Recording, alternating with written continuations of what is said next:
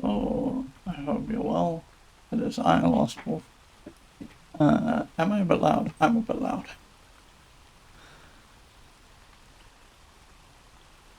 How am I now? Oh yeah, that looks a lot better. Okay. Yesterday, when I left you, we got to Scarra Bay in Ultima 4. So what we're going to do is we're going to pick up from there. And we're just going to talk to the people in Scarra Bay and find out what there is to find out about Scarra Bay. And then I thought that we have, at this point, a fair number of moongates that we've found. I assume that much like with everything else, there are 8 moongates. We've got about 4. And it would be wise, I think, at this juncture to just kind of pause and to see where those moongates go. So that's some of what we're going to be doing today. And we're just going to carry on hunting down clues because we've got a fair number of clues already. We just don't have anything to show for our clues other than the fact that we've got justice under our belt and we know how to do that. So I think those are the only 2 things that I want to do today. I do kind of want to figure out what the mystic armor's price is and all the magical armor, the magic chain and plate. So we need to amass a fair bit of money. But the other thing that I've been thinking about a lot is I don't really care about the prices that the person at Geelong was charging for reagents. So if we can't get back to Verity Isle, and it's totally possible that we can't, we'll just stop off at Geelong and buy some reagents for our spells so we can keep casting them. Because we've blown through a fair number of our reagents at this point. So I think that sort of makes sense. Anyway, I'm going to do some housekeeping and then we're going to play. So give me a second.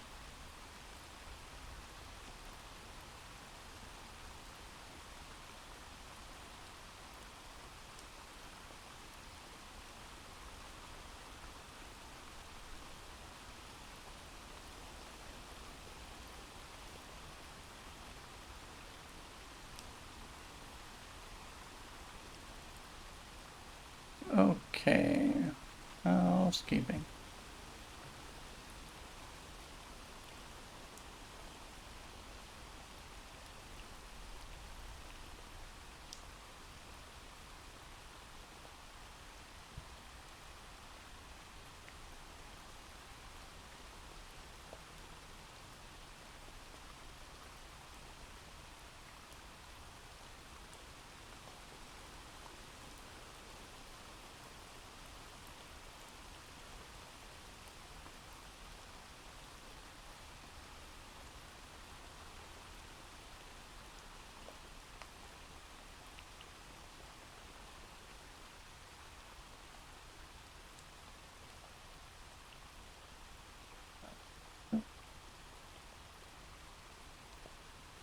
Let me... Oh, I didn't lock up after I left yesterday. I am idiot. Hear me roar. Perfect. Okay. Well, let me get things started up here.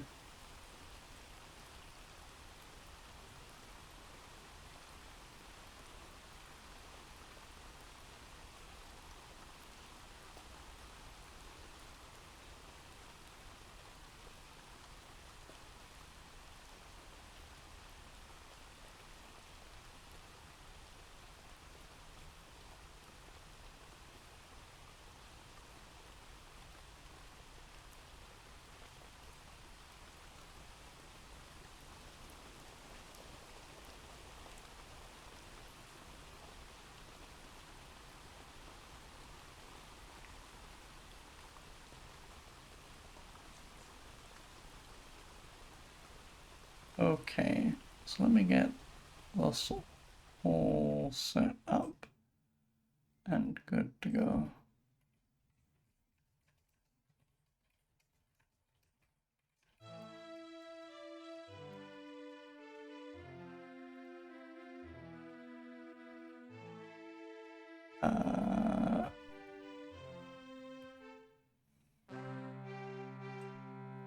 Okay, so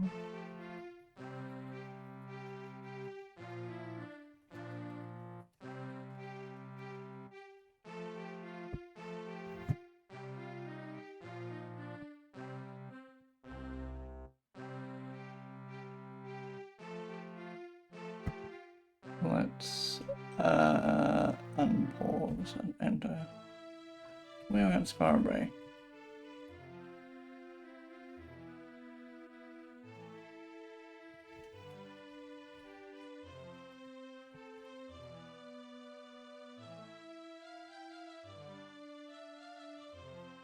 And I guess what we'll do...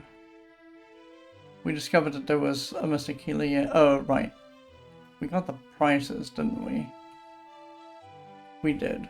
Because they... Really? Oh, it was Scarborough.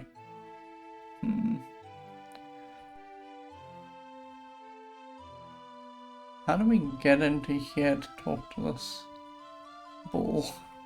I guess we don't. Herbs. You meet a very small wizard. They are presto. I'm surprised there isn't a small wizard named Hay. Good job.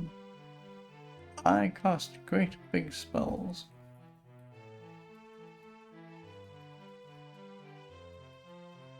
Okay. Your interest? Oh. Superior. Tell me about spells.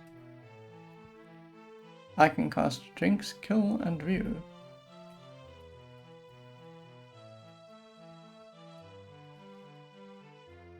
Jinx, Kill, and View. Dost thou know what these spells have in common? I believe we do.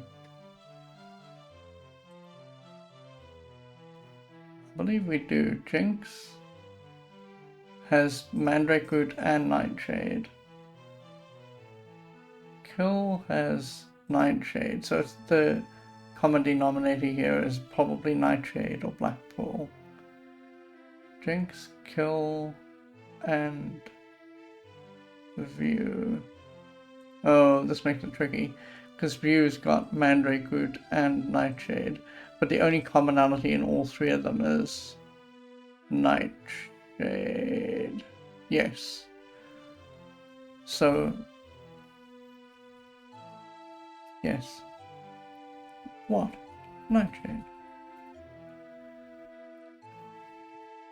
We have to have that whole conversation again, because I missed it. Yes, ask at the barkeep, the Axe and Ale and Vesper about Nightshade. Your interest. Oh, that's interesting. So one of the things, I'm going to tell you this now, it's probably not a spoiler, I don't think. One of the things I was led to believe is that there are organic patches of both Nightshade and Mandrake Root within the world, and you can pick them as long as you know where they are and as long as you know how to get them. I didn't think that... So we've come across two NPCs now who have talked about either Mandrake Root or Nightshade.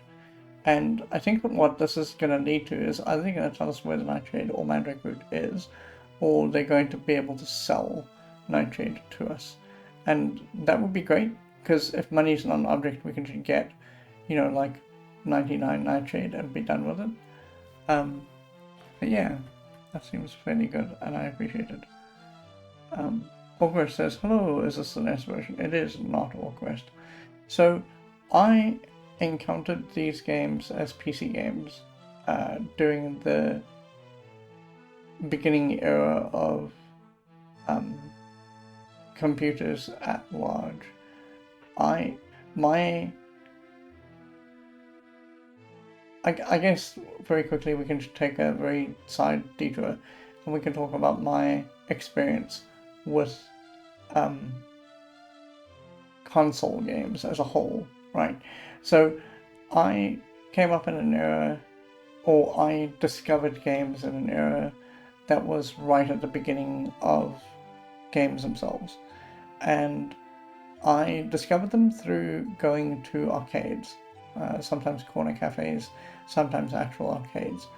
And the first couple of games I played were all, the couple of games that were out at the time.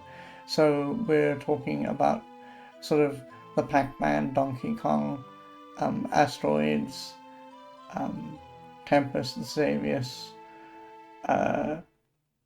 and Space Invaders era, right? So that's how I discovered them.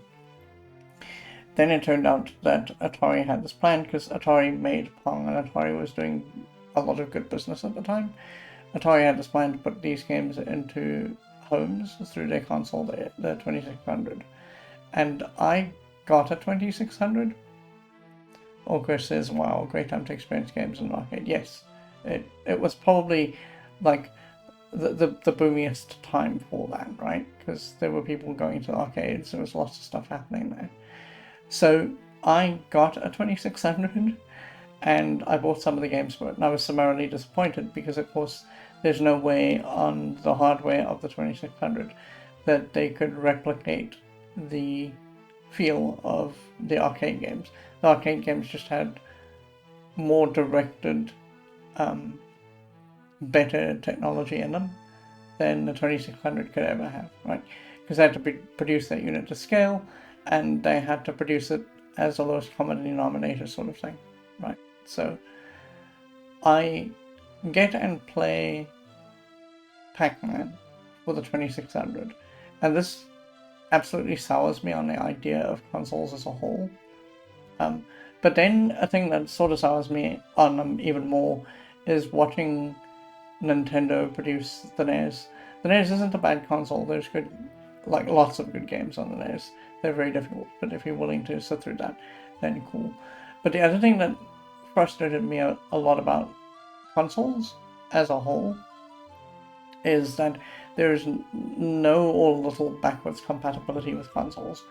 So the second you go from the NES to the SNES, you just have to buy your whole library again, right?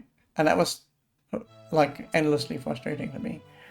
And so I was aware at the time that some of these games, Ultima 3 and I think it was 4 and 5 and 6 and maybe 7, I don't know, ended up on consoles in some persuasion, but in order to get there, they had to cut corners very often. So I'm aware that the NES version exists. I've never played it. And the only reason I've never played it is because at the fork in the road where I could choose whether or not I was going to be a computer person or a console person, I settled for computers because I could see that it would be monumentally difficult once a PC got crowbarred into your home for IBM to really change that system. And they did try. There's a moment in time where IBM did actually try that. But for reasons of backward compatibility most of the time, I was just like, PC all the way. And I don't regret that choice one single bit, because I've been able to play games all the way from the original era when I started playing video games on the PC all the way up until now. It's become a little bit of a hassle sometimes. Like, it's not organic to be able to boot up like Novotron or Congo Bongo or whatever, but it's possible. And I like that about computers. So that's why we're not playing the NES version, with all due apologies. I'm going to have this conversation again, because I actually skipped the prompts and didn't write them down. So we need to do spells. He asked, and I didn't note this down.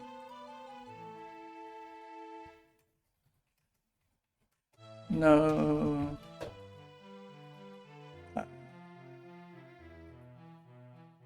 What these spells have in common.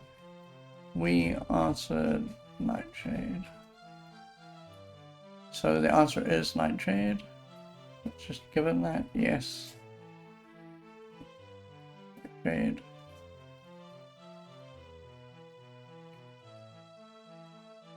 Oh, hang on.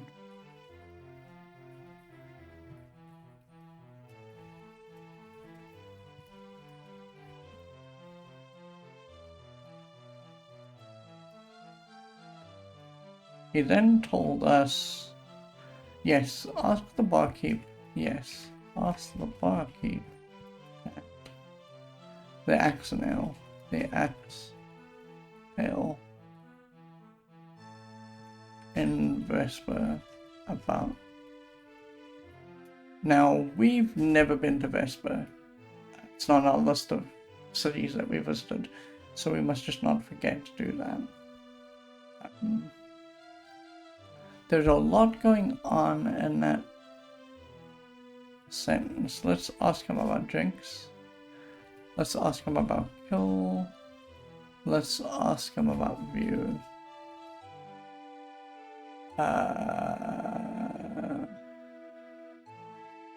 We have asked him about Nightshade, so we don't need to do that.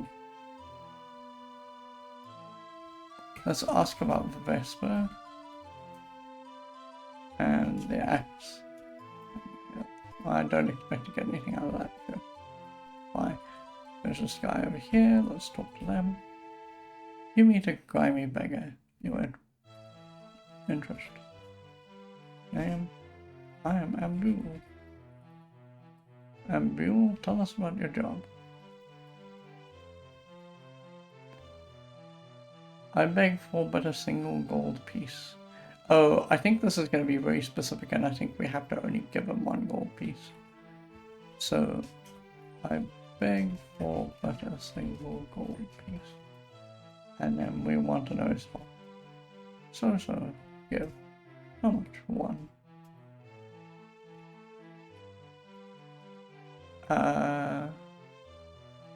Oh, thank you. I shall never forget that kindness. Sure. That's fine. Bye.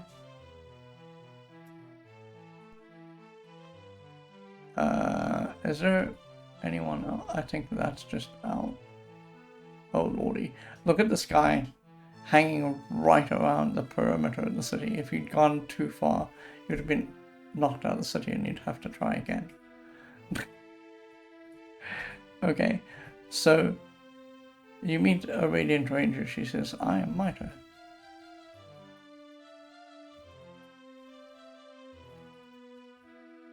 Hello, Miter. What is your job? I am reading the Wizard's Journal.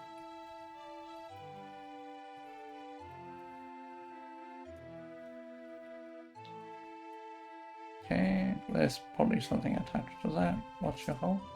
I am fine. Tell me about the Wizard's Journal. Actually, let's start with Wizard. Okay, Journal.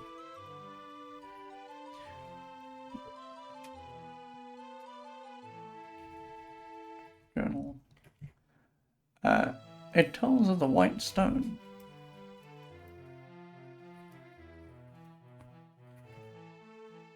Okay, so tell me about the White Stone.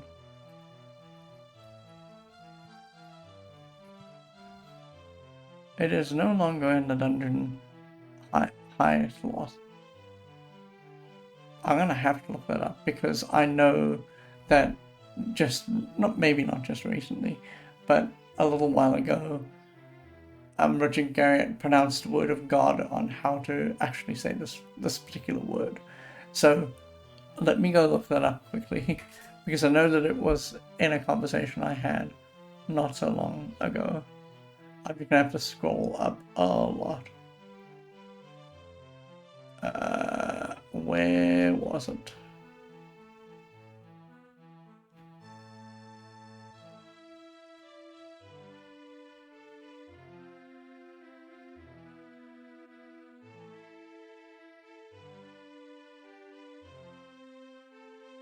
Well, it's not in the immediate vicinity of...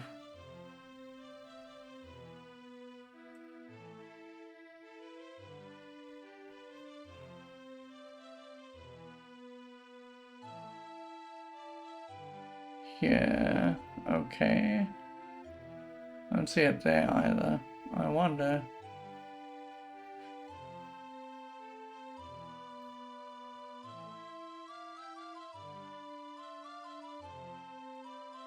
I wonder if it was...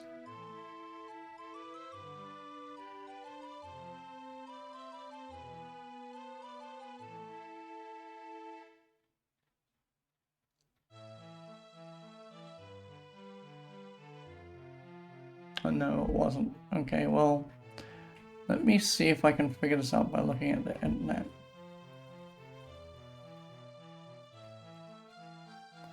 Okay, so it's Hithloth.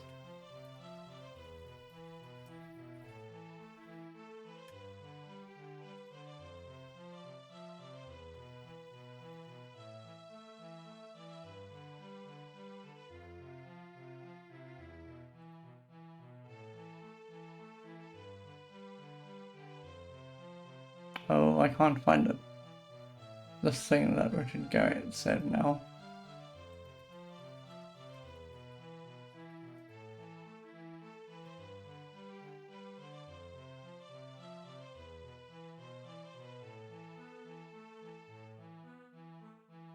Yeah, okay. I can't find it now. I'll have to look this up somewhere. Someone pronounced it, or got a pronunciation guide for it. We're just going to say Hithloth, because, you know, that's just going to make my life a little bit simpler. I won't spend hours dredging the internet. So it is no longer in the dungeon. It is no longer in the dungeon. Hithloth. It is gone. Wilt thou try to recover it?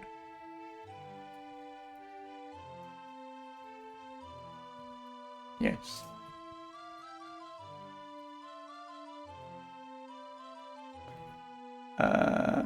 Ask of the stone at the tap intrinsic.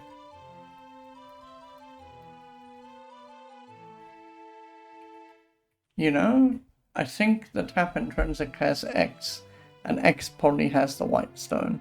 I think that's what's going on there. That might be...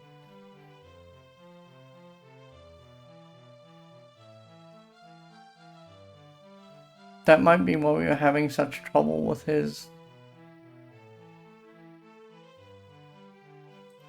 sentences.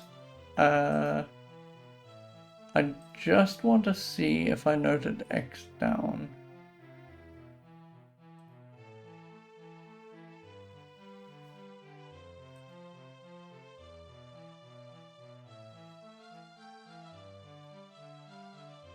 Oh, X was in Jalam. So it's not actually Jalam. I mean, it's not actually X. Sure. Okay.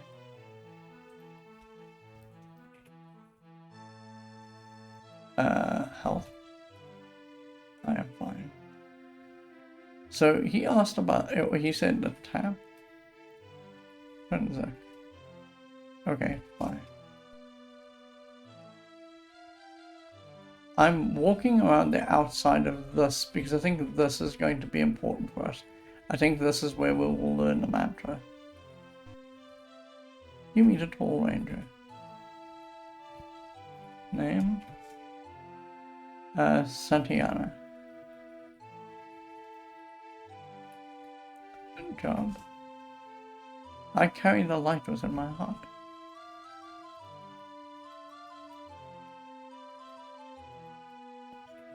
Okay, health.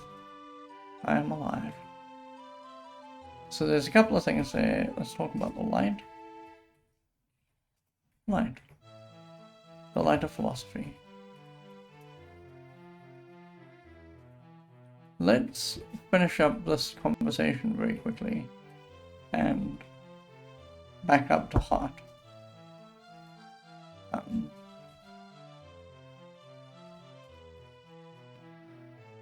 In philosophical minds,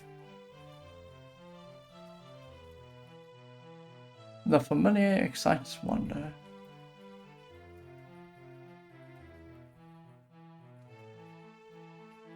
I guess this is not true. I would argue that for philosophers, the most interesting thing is to figure out a new philosophy and then to chase that philosophy down to the ends of the earth, right?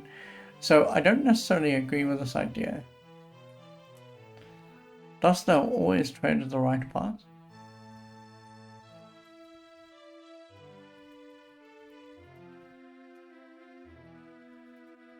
So we can't say yes to this question. It's obvious that we've already messed up before in terms of this game. And in real life, we've had this discussion earlier on before where we were talking about in Quest for Glory 2 the idea of paladinhood, and here where we're talking about virtues and being virtuous. There was another guy in this actual game who posed a similar version of this question to us, and we said that, because I had a whole big long discussion about the idea of Catholicism and original sin, if you'll remember. So I don't think that it's just not possible for people to always, that's the key word here, tread the right path. They can try very hard, but I don't think there's such a thing as a perfect person. It just doesn't exist. So we can get close, but we can always get no cigar. So I'm going to say no.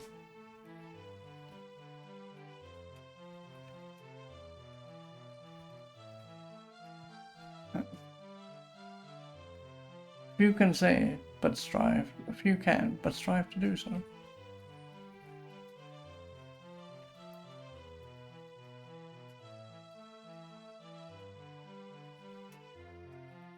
Okay, there is a lot going on there. Find, wonder, path. Okay, the other thing you said was hard. Oh, okay. That didn't actually get anywhere. Sure.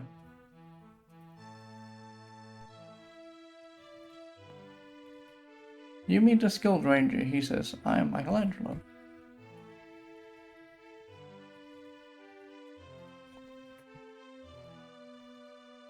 What's your job?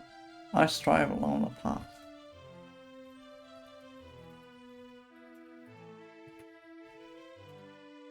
Art thou far along the path? No, we are not.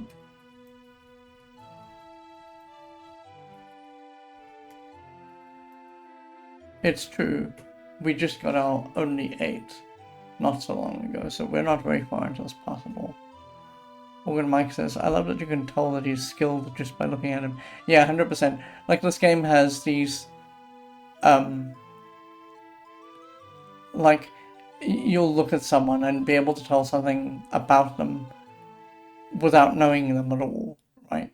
Like, it has a lot of descriptions that are like that. But yeah, it's very funny. We're going to say no, because we just got our only 8 not so long ago. Fear not, thou shalt be. Oh, I just untangled that whole sentence initially when my eyes scanned it, my brain read it, was like, what is going on here? But it makes sense now. Fear not, thou shalt be.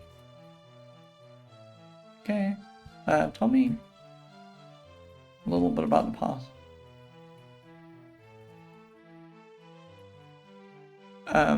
Success is a journey, not a destination.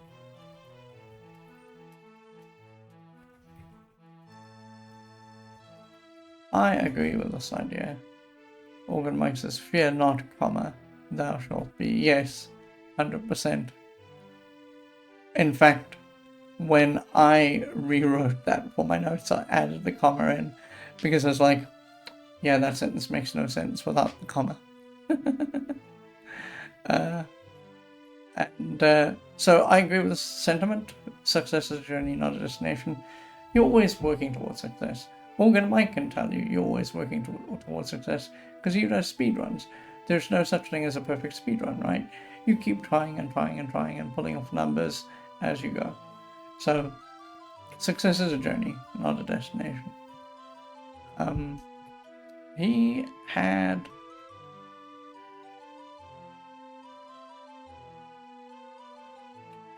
Let's ask him about success. No, of course. Ask about journey. Journey. He says, may thou always desire more than thou can accomplish. May thou always desire more than thou can accomplish.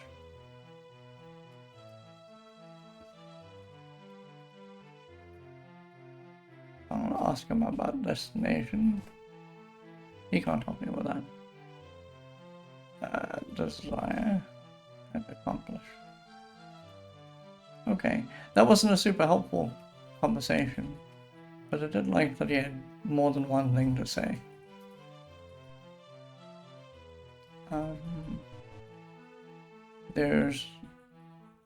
not a guy here? No, okay. Ah, I just missed you. He says, oh no, you meet a great philosopher. He says, I am Buddha. Of course, this game would do that. Name, job, I teach.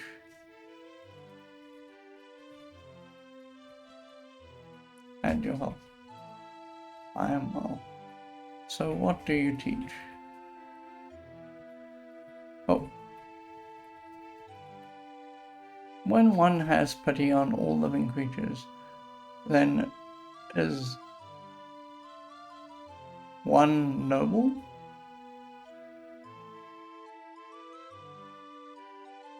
This sentence needs something because it doesn't make sense as written.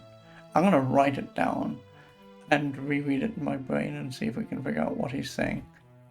When one has pity on all living creatures.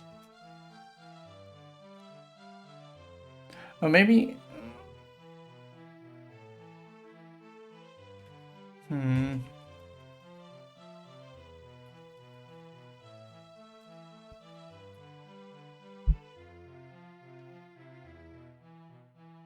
I guess the way you're supposed to read this is it's really, strictly speaking, this is two separate sentences. But they... So one of the things that this game is fighting against is on the Apple II, where this game originates, there's only so much space for text. There's even less space, I would argue, on Apple II than there is on IBM PC. And so they had to do a thing that the translators for some of the Final Fantasies had to do, where in order to get a sentence to work because in a Final Fantasy realm, they only have so many text boxes because they have so much space allocated for text. And so sometimes what they'll do is they'll write a sentence and it will come out abrogated and it will look weird to English speakers.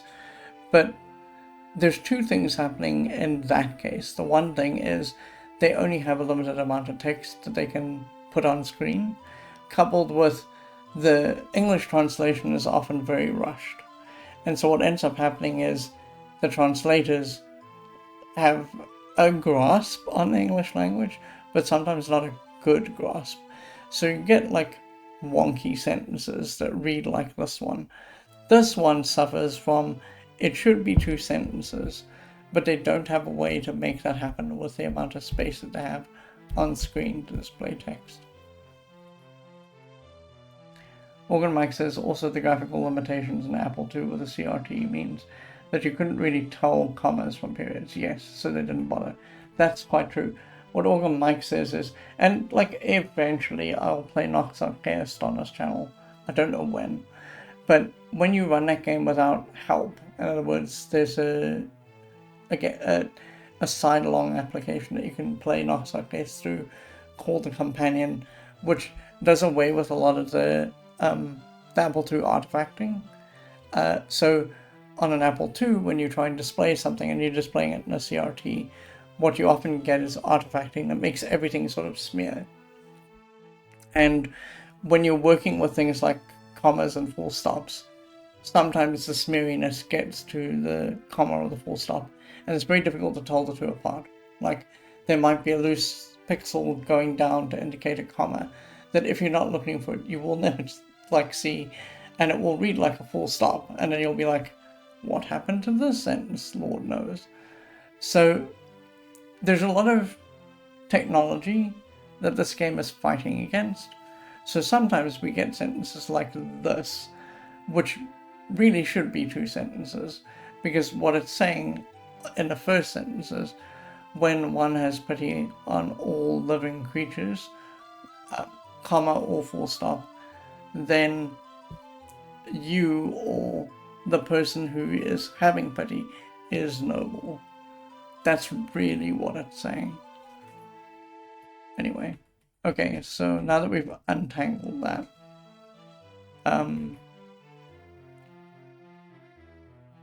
I guess we can ask him about pity, but I don't think that's going to go anywhere. Creatures? Okay. If one speaks or acts with pure thought.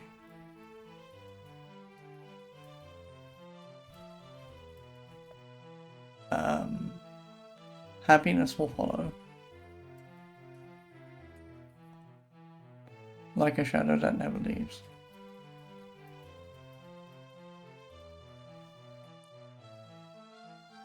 See, now here, they have a comma.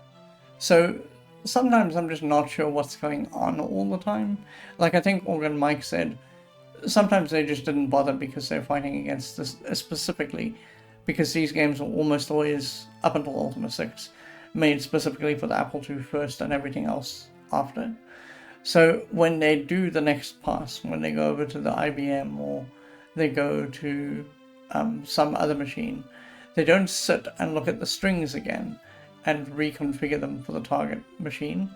They just pull the Apple II code as is, hope to God that they can salvage as much of it as they can, and don't alter anything about the data files that they're using. Organ Mike says, also, I think on the C64 anyway, everything was in caps. I would believe it, because I don't think that the Commodore 64 had a super good text renderer.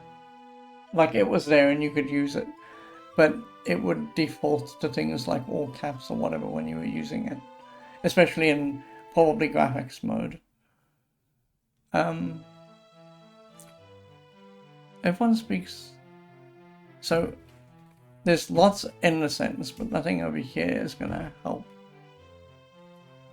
Pure thought. Happiness. I'm surprised you didn't have anything to say about happiness. I don't know. This is funny. Like I said to you, yeah, maybe not yesterday, but a couple of days ago. I don't know, because I'm just not up to snuff on the knowledge of these, on the history of these games. I know enough about them to be dangerous, but I don't about the history of them to be dangerous, but I don't know enough about them to be exhaustive. So I don't know if, at this point, Richard Garriott has the idea set in stone for Ultimas 5 and 6. Because this word shadow, would have been the perfect place to go, hey, go buy Ultima 5, it has shadows in it. Anyway, sure. Massive spoiler for Ultima 5, by the way. But I mean, it's not really. We'll encounter the shadows almost the second we step out of the introduction of that game.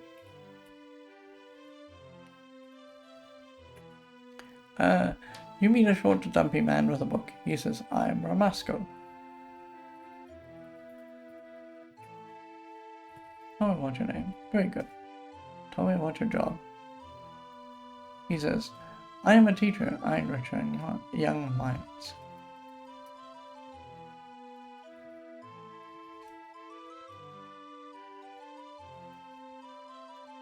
The thing that's sort of enraging for me about this game, reading it like I am, and being a little conversant with the conventions of English, it makes me, like, low-key mad that sometimes, like here again, we'll find a comma in the middle of a sentence and it works, it's perfect. But we're, like, very occasionally, when we need a comma, it's just not there.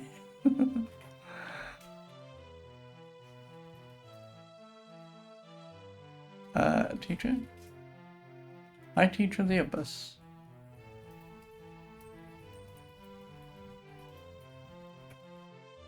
Okay, sure, he's going to ask us a question. Know ye of the abyss?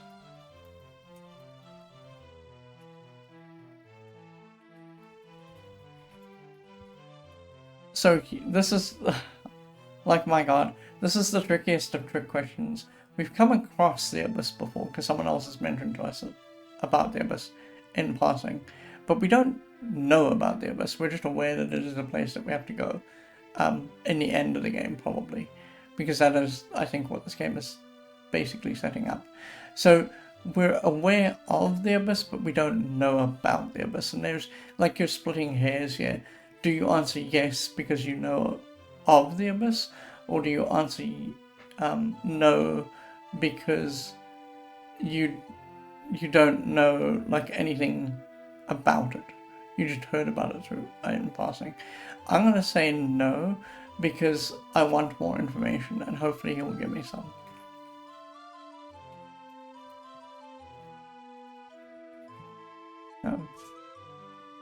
Learn. Okay, sure. So instead of him teaching me, which would be the optimal outcome there, like the optimal outcome in this conversation would have been, oh, hey, you don't know about the abyss. I'm a teacher. Here, let me teach you. He's just like, learn. Probably with a stern expression on his face, too. I don't know if we should have that conversation again. I'm going to... I guess I'm going to try it.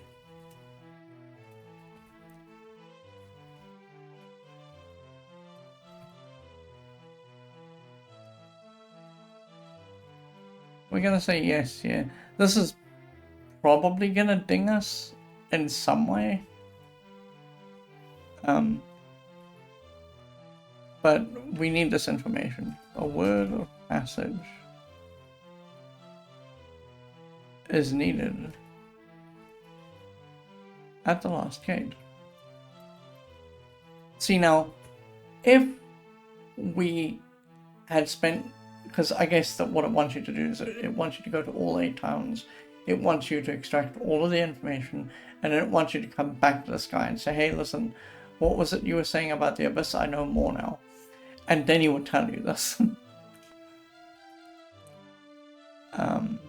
Okay, so word.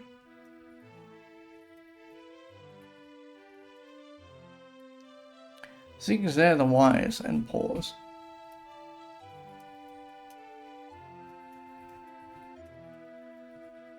And pause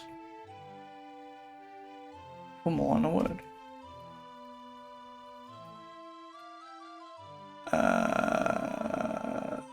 We should ask him about the abyss too, as long as we're here.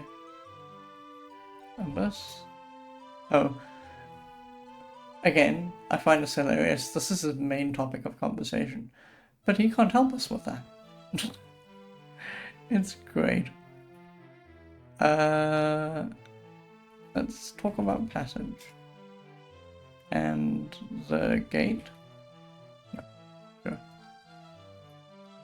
We've never been to pause.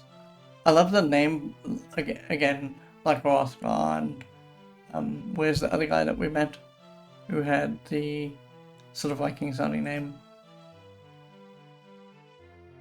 Oh, it was also Sir Hrothgar.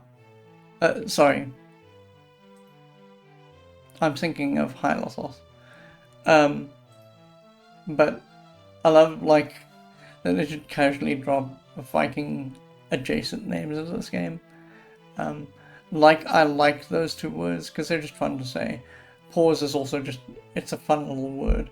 And it's funny to me, like endlessly so, that there's just a town called Pause.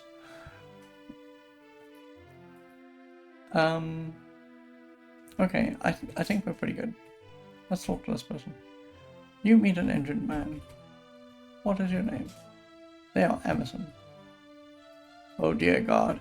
I'm bracing myself right now for an Emerson, Lake and Palmer joke. You can't see it, but I'm bracing myself so hard. Job. Oh, thank God.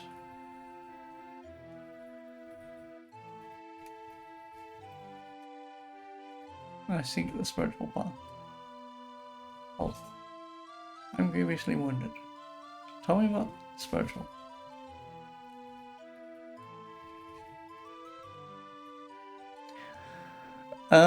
Spiritual is stronger than any material force.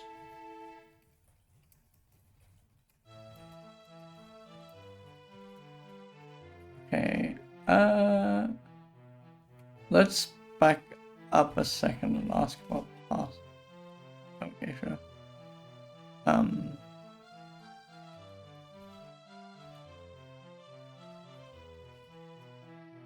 Oh, okay. He just didn't have anything to say. I guess we're done here.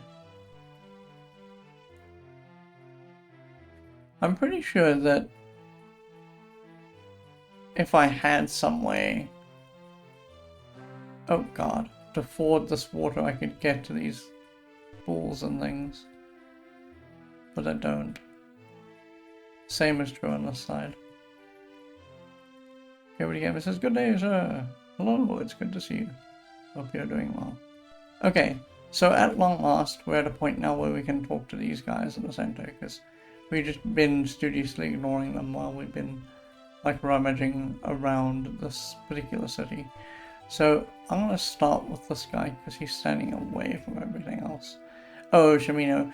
This, I think, is the guy that's going to be able to join us as our companion. And I say that only because I know that there's a Shamino in, like, 5 and 6 and 7 and so on.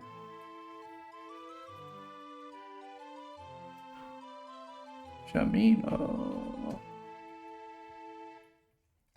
Shamino, what is your name? Oh, you're Shamino? Thanks. What is your job? They seek the inner light.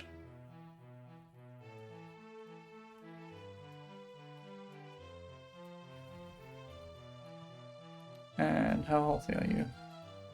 I am well.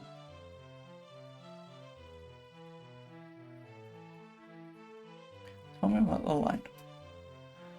I seek one with great truth. Oh, sorry. I seek the one great truth.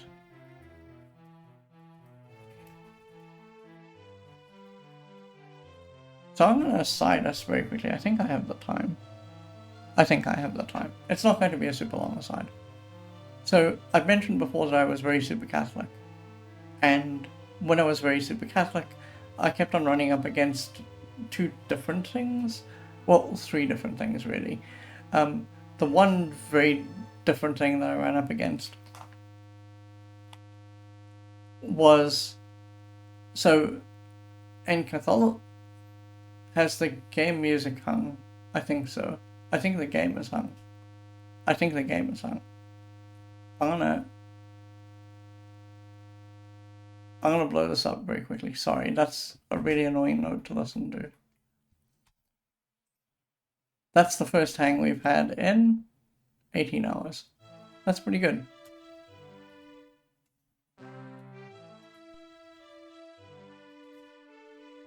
Okay. He said inner light. And then we started talking about the inner light. Right, okay, so now we're back where we were. So, as a Catholic, I budged up against these 3 separate and different ideas.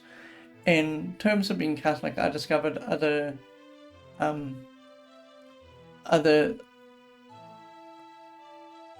versions of religions that were closely aligned with what used to be the Catholic church, and then broke off, right? So there's already like schisms and splits in that church. But then the other thing that I also came to realize was that there were other religions in the greater wider world, and the other thing that I began to realize was that there were people who didn't believe in any of this at all, like they were atheists, and it just didn't touch their lives. And the more I thought about these 3 things, you know, like this whole idea that each of these separate religions was looking for this one specific truth that they thought was the whole truth and nothing but the truth, the more I came to realize that actually, no, that's not how it works. You have to synthesize all the stuff together in order to make it kind of work out in a way that works. And so you gotta understand, I was super very Catholic at this point, and I called this this theory the broken mirror theory. And by what I mean by that is that all of the religions, including atheism, incidentally, all of the religions have, and atheists won't like me calling it a religion, I'm sorry, but all of the religions have this one piece of the truth, but when you assemble them in total, you get a mirror, right? And that mirror then, the synthesis of all these different ideas together, makes up for the one great truth that all these people are seeking and can't find. Tadrusa says, hello. Hello, Tadrusa. It's good to see you. Hope you're doing well. And so this idea that he has, the one great truth, if I were much younger and we were playing this and I was having this conversation with you, I would launch into this idea of the broken mirror theory and I'd say, that's the one great truth. But now that I'm much older, I mean, this is an idea that I had 35 years ago. Now that I'm much older, I think it's more complicated than that. There is no one great truth. There's just a collection of truths, and there is objective reality, which is true, but there are truths for yourself that are important and you should embed within you. Like, you know, kindness is a truth, and people live at a different scale or spectrum of kindness. Some people are very kind. Some people are only kind enough to, like, you know, put the trolley into the trolley stable when they're done having their shopping expedition. So I think all these things live on a very large spectrum, and I think that's okay, right? I think that we should have our own perspectives on some of these ideas. I don't think some of these ideas should have perspective placed on them. For example, it is basically never okay to remove choice from someone, right? That's just not fair. And so that's an idea I picked up from a guy who I know just a while called Dan Simmons, who wrote a sequence of books called the Hyperion Cantos. And in it he has Messiah figure called Aeneas, and she produces this idea of the philosophy of choose again. And choose again is just the idea of never taking choice away from people. So sure. They seek the one great truth. So, truth? Okay. That which lies within the codex.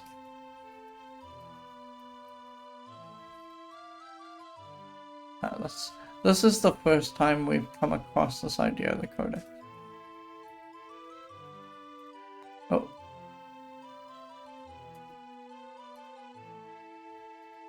Oh, he can't help me with the codex? Really?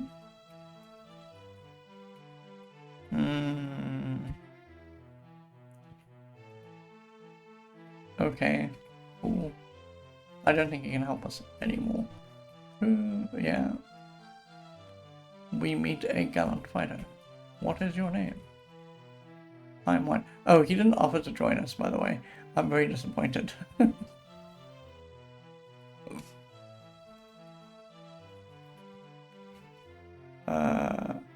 Your job? Request.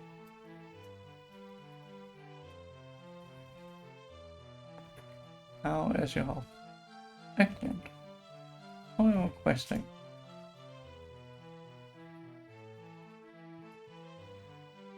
Many quests are very dangerous.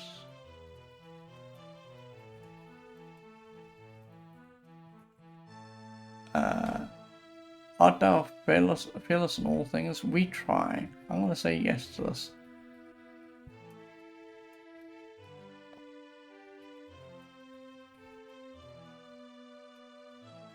We had a question that was very similar to this earlier in the game. Boastful fool. Oh, we should have said no. I mean, we try. We haven't backed away from it. I guess he's dancing on the head of a pin now. We did back away from one fight, and so because we did that, he's like, no. So let's talk to him again. Quest? No.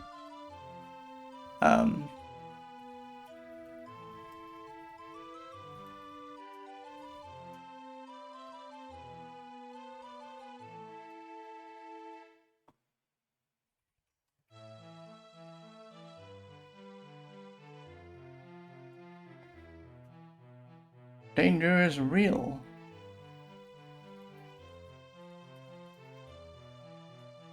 This sort of two-sided coin, where one side is, oh god, you're a ghost, and the other side is, I'm not going to help you, it's just frustrating.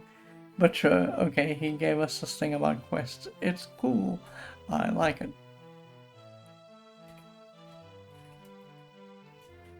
Why? So I'm going to take a 10-minute break very quickly, and when I come back, we'll talk to this guy, and we'll talk to the other guy, and then we'll bail, and we'll go and do some Moongate hunting. I'll see you shortly.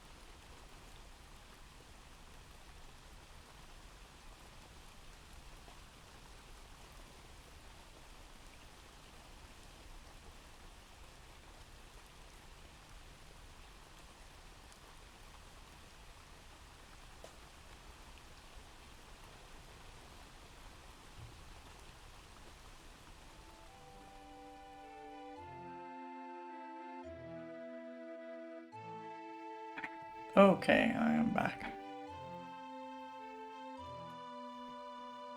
He says, I am Dickens. They're a wise bard. Okay. So I write stories, of course.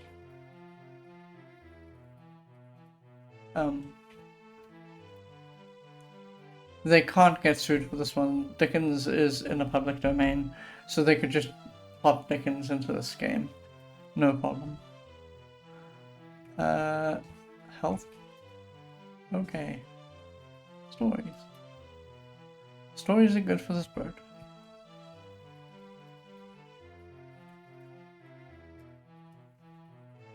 I would agree with the statement. Bird? Oh. Remember, no one is useless in this world who lightens the burdens of others.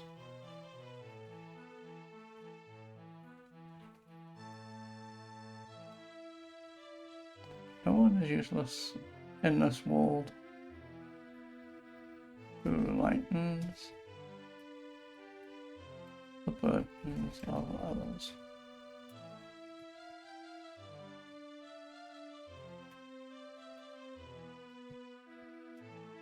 Art thou good in nature?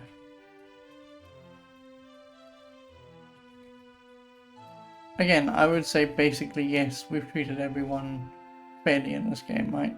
According to the game's rules. So I'm gonna say yes.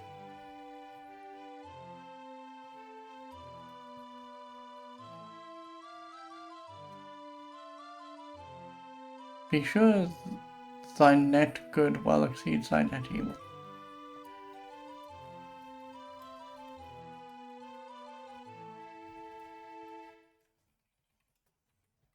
Okay, so good. Evil. Okay.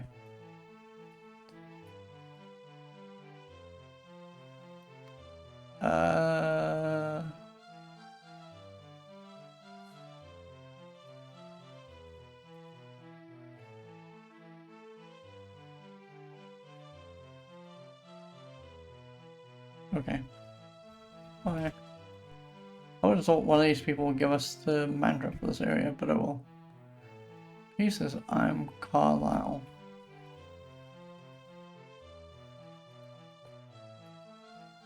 That's an interesting spelling of that. Usually people use it as L-Y-S-E. Well, I guess you could say Carlisle. Sure.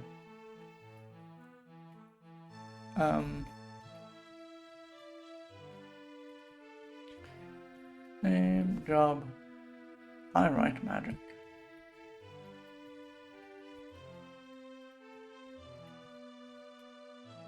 Dost thou believe in magic? I believe in magic.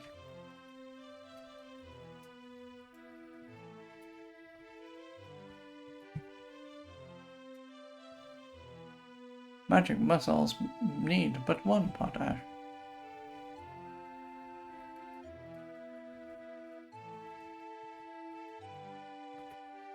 We learned this.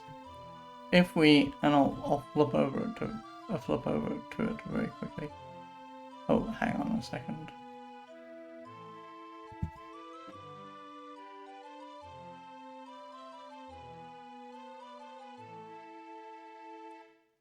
Okay, let me flip over to it very quickly.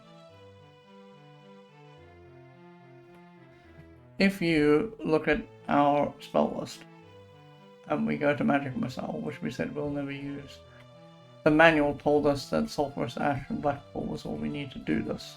So we've noted this down, and that's fine. We already know that this is true. So he's not giving us new information. He's just giving us information.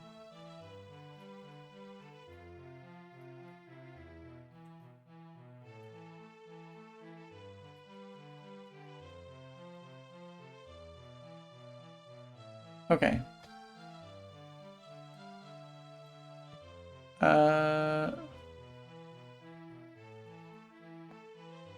Ash. Okay, sure. Oh, that's interesting. I thought that, quite honestly, these people around this Ankh, I thought that we would get a mantra out of them. But sure. Okay, so here's the thing about this area. There is a Moongate here. And we know it's up here, we just don't know where it's going to be and what time it's going to show up. So let me get to our Moongate section of our spreadsheet. And let's add an align for Scar Array. And I guess now we wait.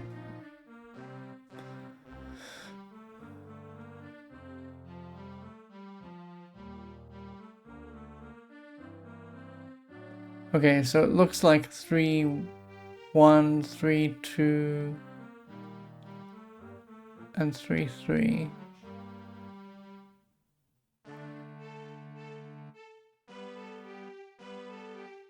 This is 1, 2.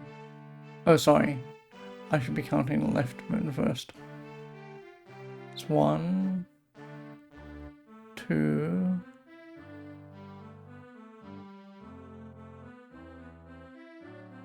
3. So it's 3.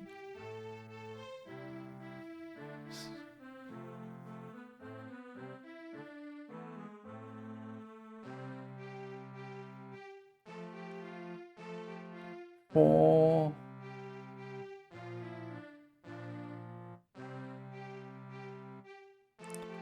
5, 2, 5, 3, and 5, 4.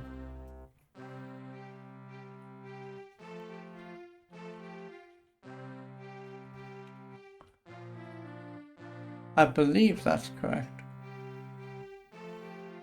I'm just gonna check. This is 1, 2,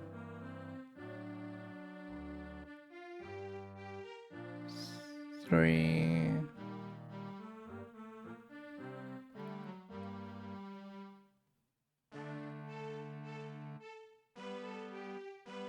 4, 5. Okay, so now it's 1, 2, 3, 4, 5. It might even be 6. 3, 4, and 5.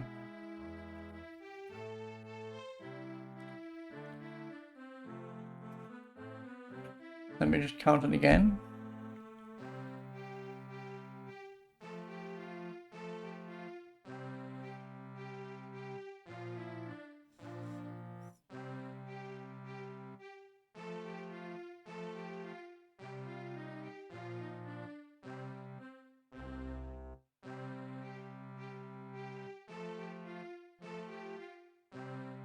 Four,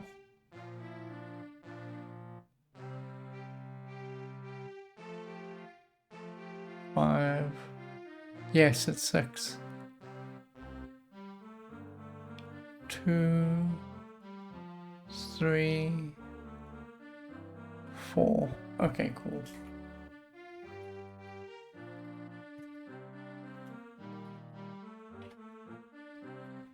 Okay, so let's go at 6, 2.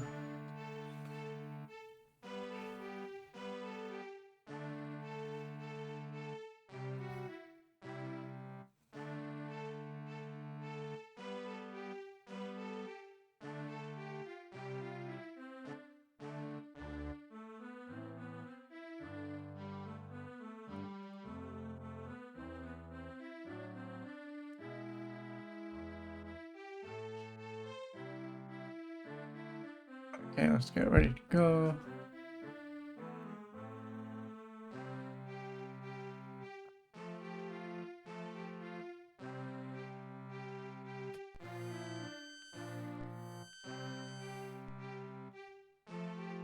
Oh, I think we've seen this city.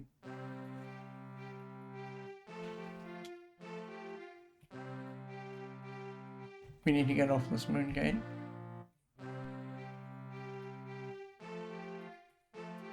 I think we've seen this because I think I battled to find it.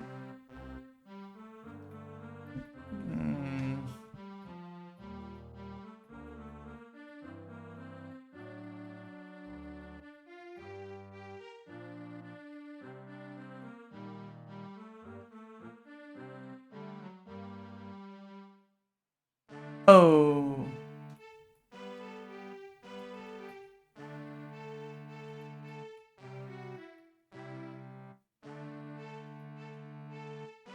There's mountains here, there's mountains here.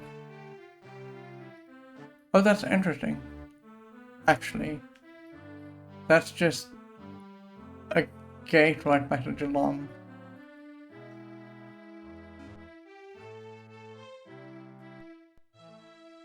Yes. Okay, so let's note this down. There's the gate to Geelong.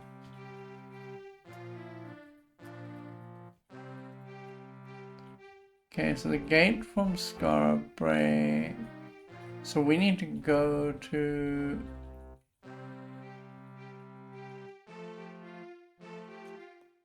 What we could actually do... There's a couple of gates here that we haven't explored. Which is... There's one at 3-7. Which is coming up shortly.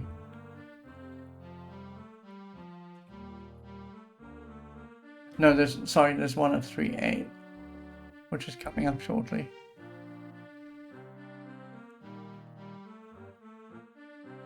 Because we got the one at 3-7 that took us to Scarborough.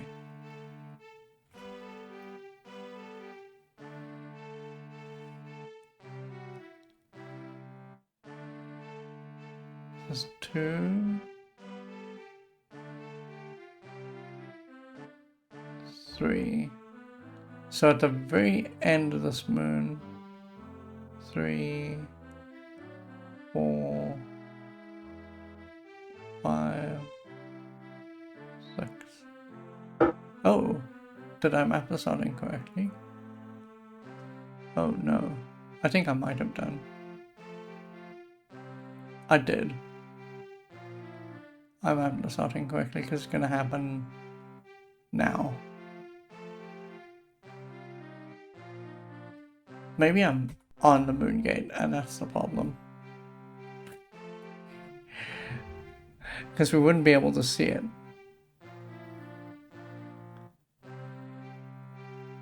That's interesting to know though. Moongates, yeah, we were on top of the Moongate. Okay. So because I wasn't ready for that, we're just going to wait.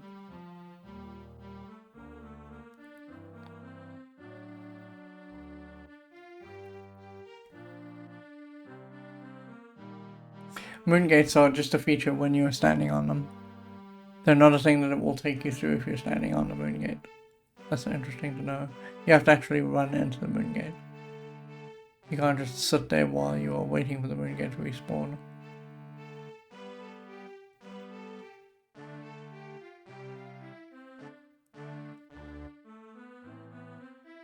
So we're at 1.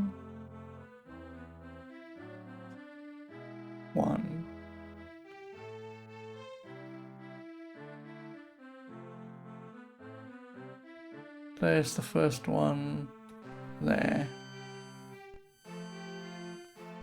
Oh, that's intriguing. I don't actually know where this is. It's just there's a little bit where there's nothing but mountain. And nestled in there, there's a town.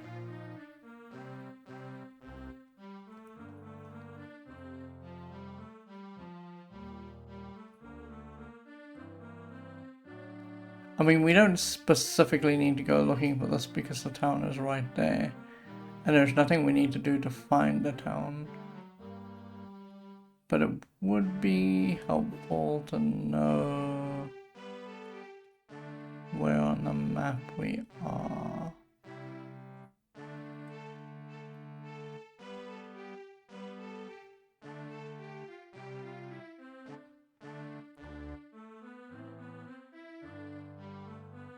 I'm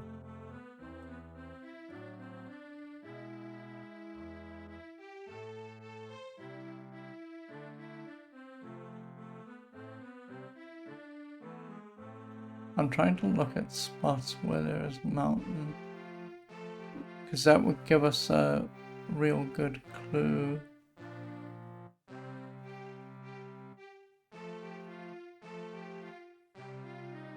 I don't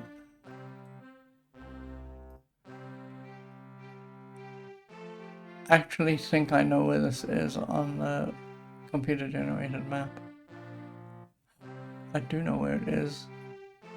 Oh. Okay, I do know where it is. There's nothing beyond us but sea.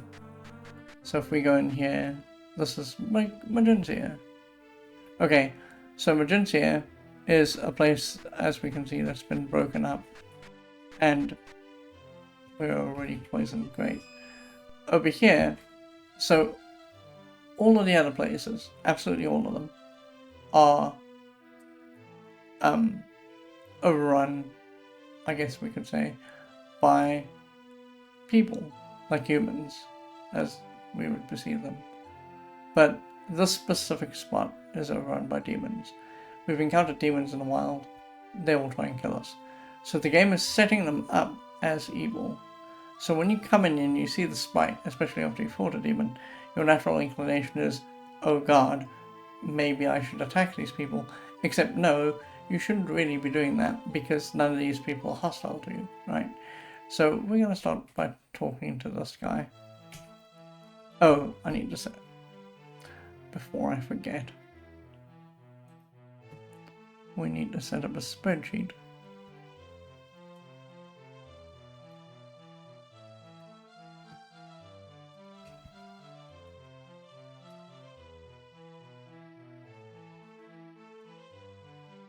And we need our text. We now have been to 1, 2, 3, 4, 5, 6, 7, technically 8 places, so we have almost as much information as we need to finish the game. There's going to be pockets of places where, like, eventually we'll get more information, but we've seen almost all the towns where things happen, and so if I knew this game any better, this would be the point where I'd start saying we're in the wind down phase of this game, but I don't know any better, so we're kind of not. Okay, it says, I am Truman. Oh, so also, one of the things that's going to happen here, we're going to see that the demons have a very different way of talking, and we'll see this come up over and over again. So they are Virtue Bane.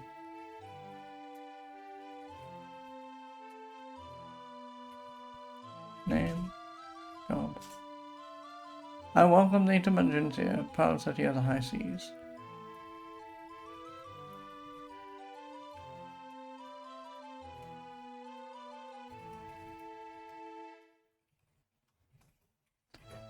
The other thing I want to just add in very quickly before we get to talking to this person, like, seriously, is everything that we've been told about Magincia from the game so far up until this point is that Magincia was destroyed for its pride, right? So this guy is immediately setting off our danger sense because he still has pride. Because if you read this as written, he's saying proud city of the high seas. So they still have pride, and it might still be a problem. Okay, so oh, hang on. We did job. Okay, so his health. Devilish. Perfect. Okay, so tell me about Magincia.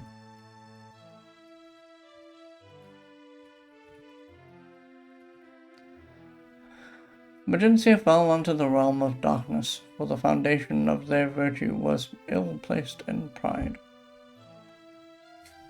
This doesn't mean that he doesn't feel pride. It just means that he's relaying the information to us.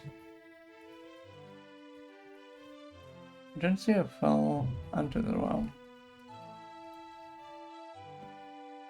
of darkness.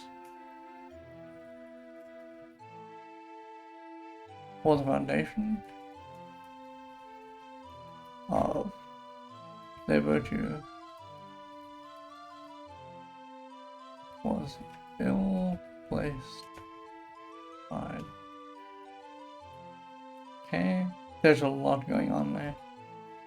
Oh, he's gonna ask, art thou proud?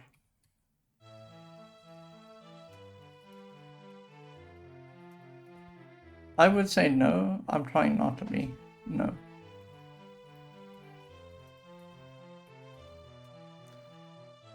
Ah. I wonder what happens if you say yes. But we'll follow that up later, right? When we have pride to lose.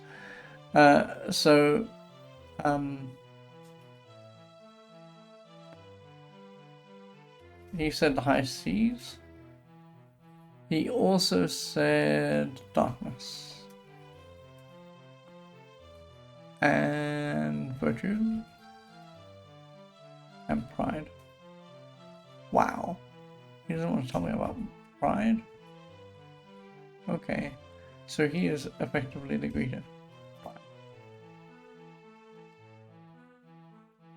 There's some skeletons there. Oh my god, don't move. Moving is bad. You meet a blue ghost. Name? I am Ruskin. Ruskin, what is your job? I now try to understand humility.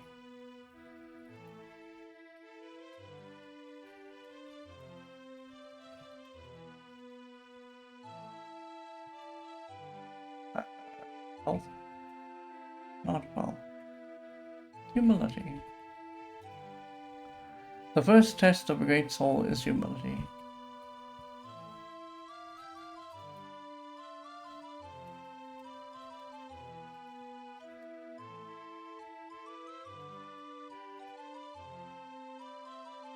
Dost thou seek to know humility? Yes, we do.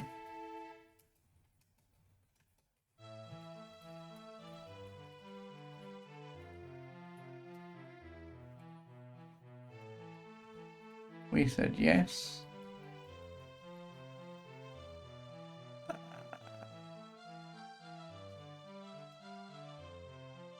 Thou shalt need the rune.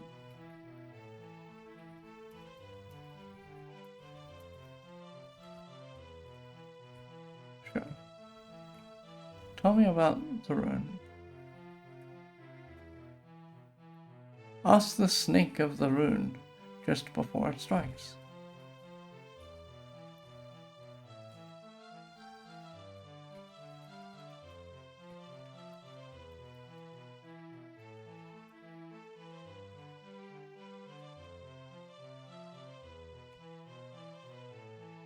I wonder if this is literal. We haven't seen snakes in such a long time. I wonder how the game is going to solve this problem. If it's literal, and if we have to find a snake and in the middle of combat talk to it and say, hey buddy, do you know about the rune? We're never going to see a snake again, I don't think. Because the way this game works, I've discussed it sort of very minimally, I suppose. But the way it works is if you look at our character. Let's finish this conversation and I'll swing back around to this idea.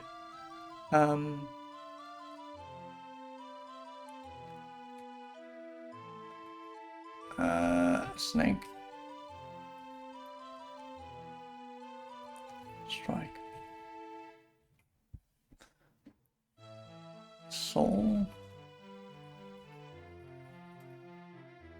Okay. Yes.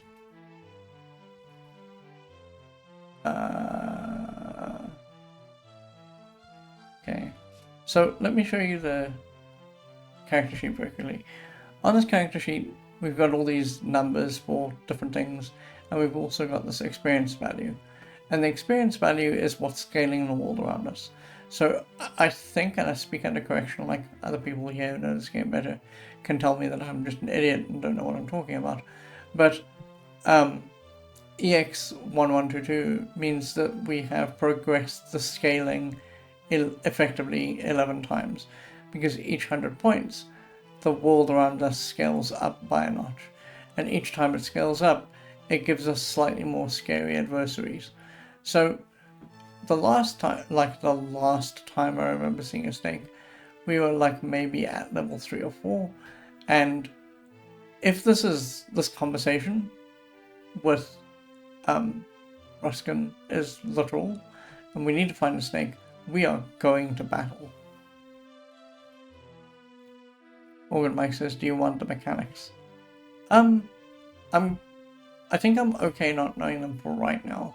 What I might do, like at the very end, because there's going to come a point, and the point is not rapidly approaching, but it is approaching slowly, where I think we're going to have to stop metagaming, because we've got all the information, we just need to power through the rest of the game.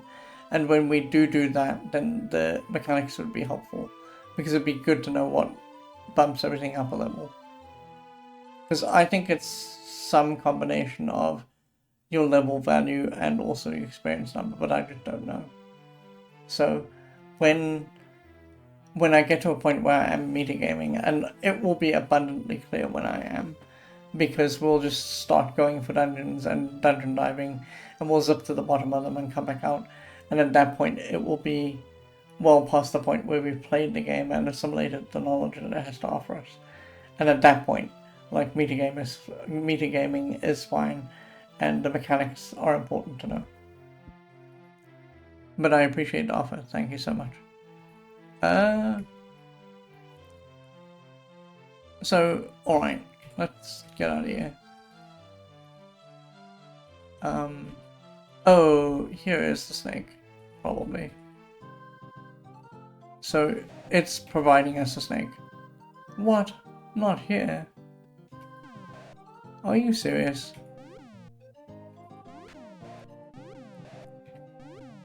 I'm gonna have to respawn the snake. Snakes are evil, right? Hang on, whoa. I need to check.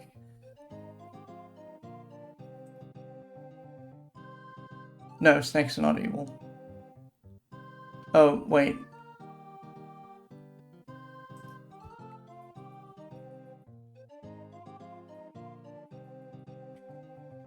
Snakes are not on the table. What? Oh, I guess it's a python. Pythons are not evil. We have to let him go. Sure. Are you serious? On your way out the door, you're trying to poison me. Okay. There, Haywood. I guess what we have to do is we have to respawn the snake. And we have to respawn the snake, and just the second before it strikes us, we need to talk to it.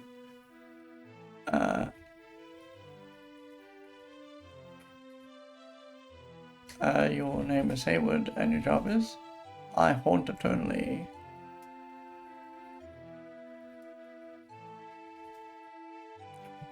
And your health, as well as can be expected.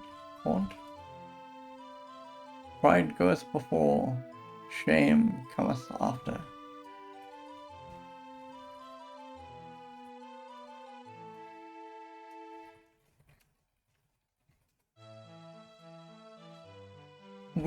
We've seen a lot of writing in this game by this point, but I think this might be the most poetic thing we've seen out of this game. It's just like sadness in 6 words, right? He was proud, he died, and maybe at that point he had ample space and time to reflect on his pride, and that gave him great shame. It's endlessly sad. Art thou proud? We're trying not to be. No.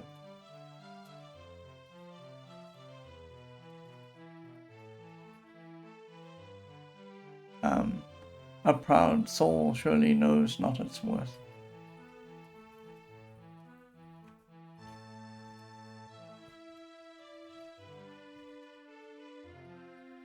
I'm gonna highlight this line so that at the end when we're talking about this game, I can come back to the sentence, because it is like there used to be on some social medias accounts that would do like 10-word stories or whatever. This is a perfect 6-word story, like an almost perfect 6-word story. But we'll come back around, and when we finish the game I will hopefully remember to look at this line and talk about it.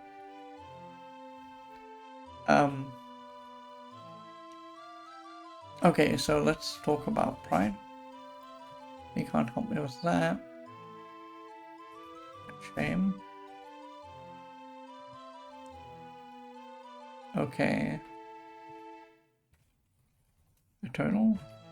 And worth.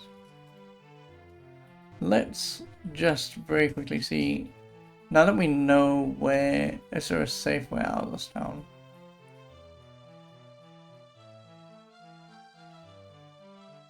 I'm gonna assume the answer is just no. Like, I think that there's one entrance and one exit, and the entrance and exit are the same, and we have to walk through the poison. Yeah, we can't 100% do. In that case, I don't think it's worth respawning the snake until we're done here. Oh. You mean a thin skeleton? It says, I'm Demetri.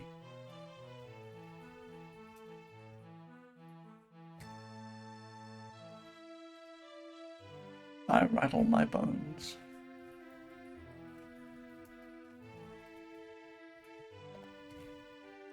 Your health? About the same as yesterday. I guess, of course, you had to do this.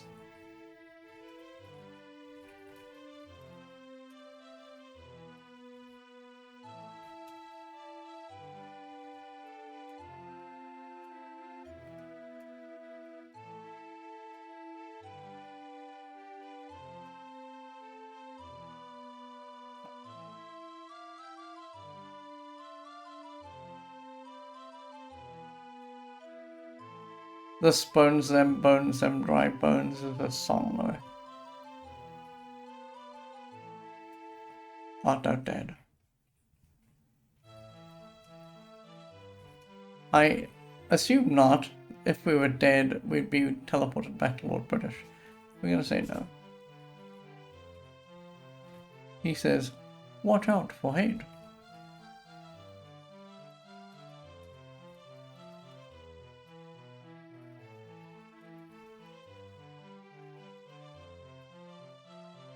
Now, hate is a watch out for Nate. I read it as hate, and I was about to go on this conversation tangent about hate and using it that way. But cool. The N and the H looked very similar to me for a second there. Nate? He can't help me with that. Okay.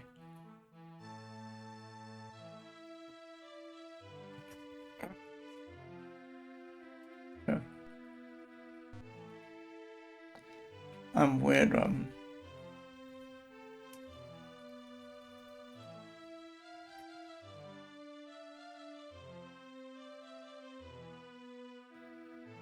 like, if you turn it around, it isn't murdered. Because that's where we all learned Red Rum, right? If you watch The Shining, the 70s version of The Shining, and you encounter Jack Nicholson in that movie, there's a bit where someone writes Red Rum on a wall or a door. I think it's a door. And when you turn it around, it's just murder. But this is not that. Let me just real quickly see if that makes sense as a word. I don't think it does. It is M-U-R-D and then R-E-I-W.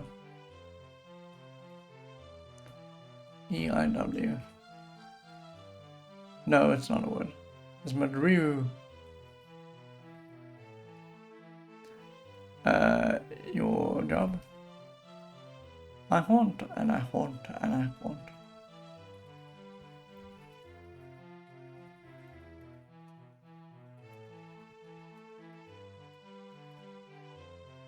I don't know if those are song mugs. Let's find out.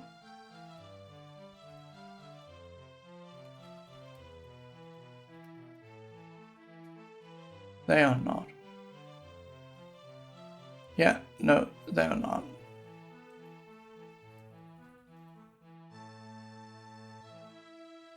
Yeah, they are not. Good. Your interest? What's your health? Haunted. Okay, so there's a lot of haunting going on here. Haunt. A haunting job takes more than a lifetime. It takes forever.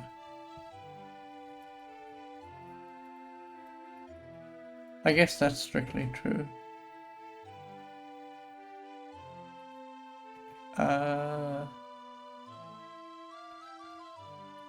Lifetime? Whatever.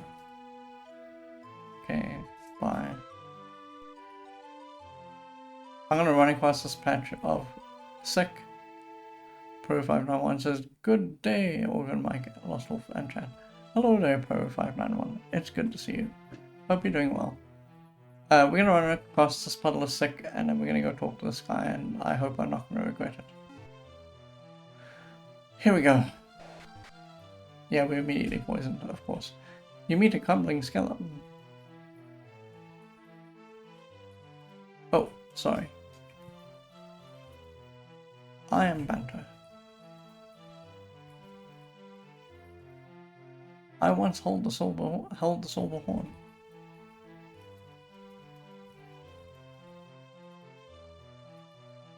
Tell me about your health. A bit pony, true. Tell me about the silver horn. We'll try silver first, but I don't think it'll get us anywhere. It's specifically looking for... Yeah, there we go. The silver horn must be used to pass the demon guards of the shrine.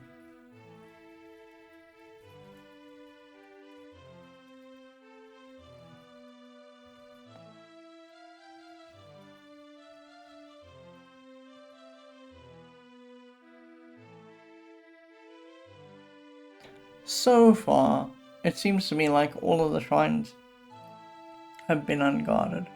So I want to say that this is telling me about the end game. I want to say that this is setting me up so that I'm aware that I need the horn at the very end of the game. And at that point we'll use the horn and it will blow. And that will mean that we get safe passage and they won't attack us. I think that's what's going on here. Okay. Tell me about the demon. Tell me about the shrine.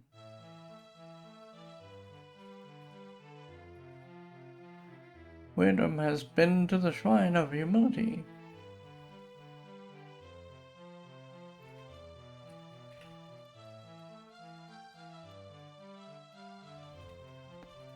I guess that means we should ask him about it.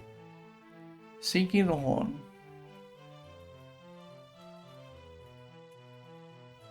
Yes. Ask Demetri.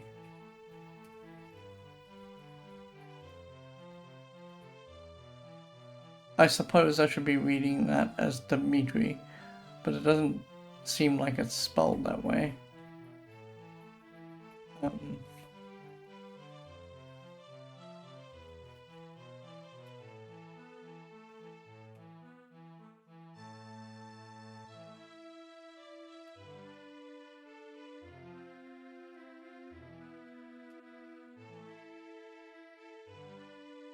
Yeah. every spelling I look up for Dimitri is not like that. So I'm just going to continue to mangle it as Demetri. Sorry. Okay, he gave us important information for what we're doing.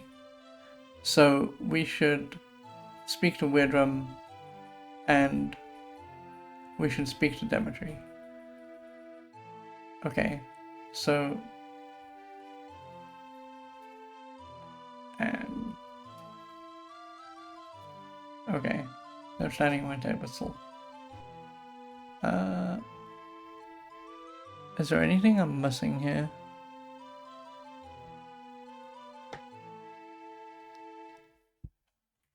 We did try Demon. Yeah, because we tried it on the way to Shrine. And we talked about Weirdrum and Demetri.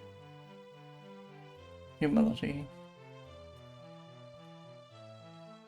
Okay.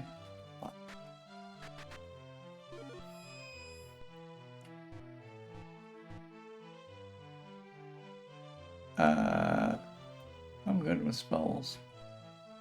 Talk. Weirdrum has been to the Shrine of Humility, so let's just expand Weirdrum's list of topics. Humility. I'm gonna start with humility, but I think I'm also gonna ask about Shrine. And then Shrine. Yeah, Shrine. Yes, I've been to the Shrine. It lies on the north bank of the Isle of the Abyss.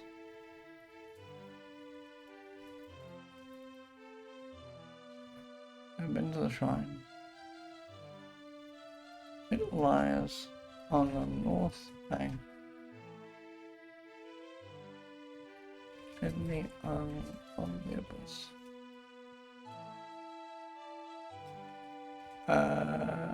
Abyss. That's the only thing that I think that we can ask about there. But at least now we know where it is. So this is the shrine to humility. I really should, whenever I come across something that tells me about a shrine, because we don't actually have a separate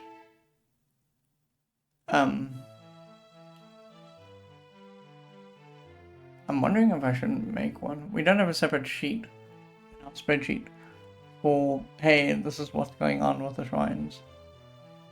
We're just hoping that we come across them, which is probably not the most optimal way to do that.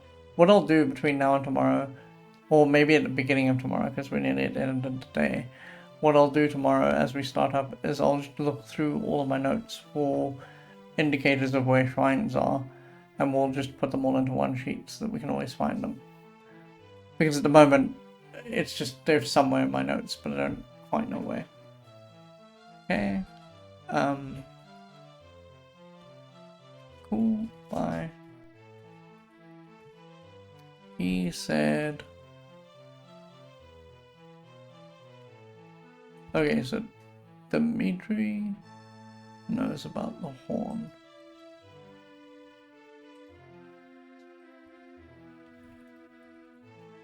Or Demetri, I guess.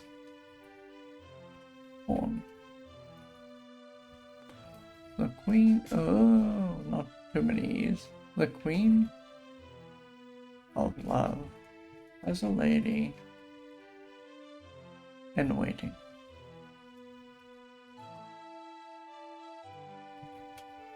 She can tell the horn. Okay, so we need to find the Queen's lady in waiting, and then we need to talk to them about the horn. I don't think I've put anything for shops here. No, we haven't. I think we have time for like one more question.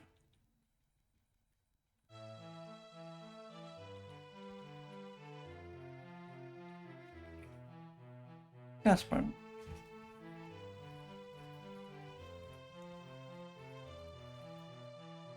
To haunt the shop.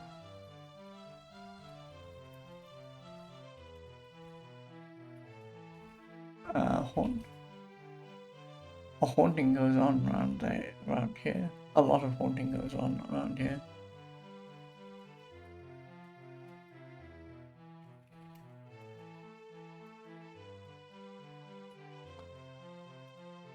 Nerdy, why?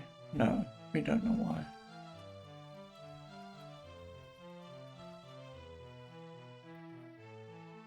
Pride.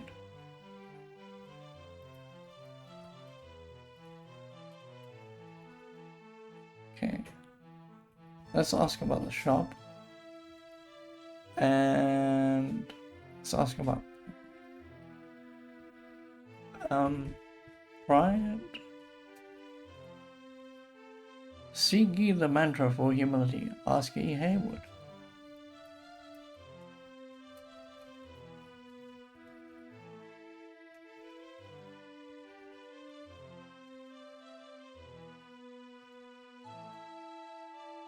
Okay. Haywood is here, so we need to just find them. And I think that they're just due north of where we are.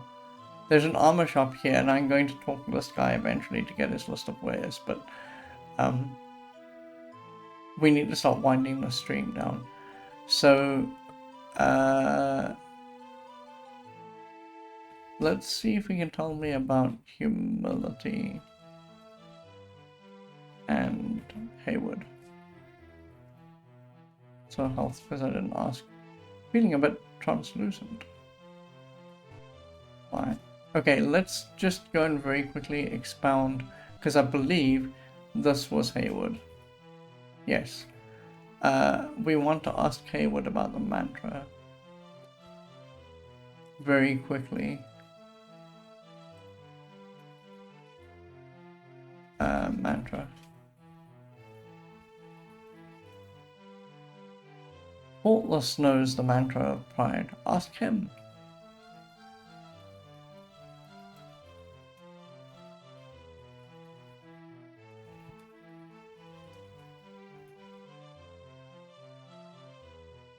Yeah, you see here again, our pride, full stop, ask him.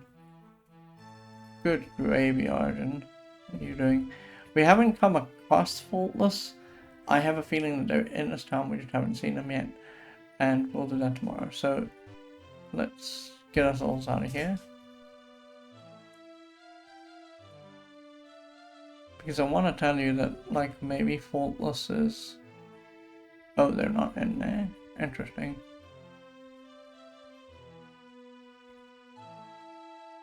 Yeah, like, Faultless might be here somewhere. Also, we need to respawn a snake, so... Cool. Let's get out of here.